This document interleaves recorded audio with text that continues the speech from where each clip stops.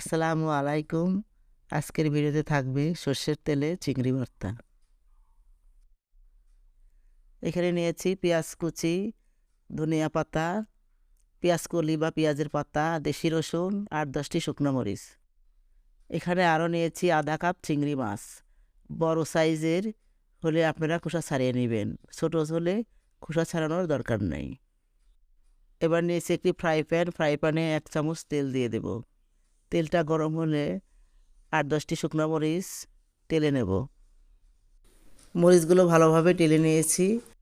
এরপর দিয়ে দেবো 8-10টি রসুনের কোয়া। এগুলো তেলে হালকা টেলে নেব।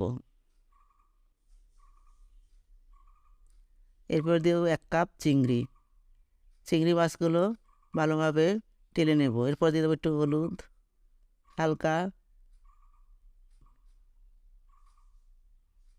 এগুলো ভালোভাবে দিয়ে টেলে নেব।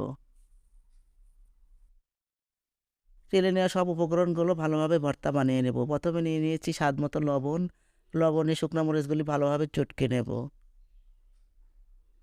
চটকানোর পর তেলে নেওয়া রসুনগুলো আবার চটকে নেব।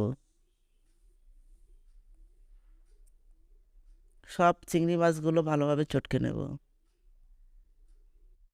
এখন অ্যাড করব আধা কাপ পেঁয়াজ কুচি, 2 টেবিল চামচ পেঁয়াজের পাতা বা কলি,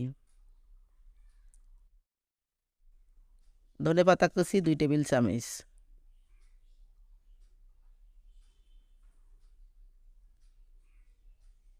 এখন দিয়ে দেব সিকি কাপ সরষের তেল।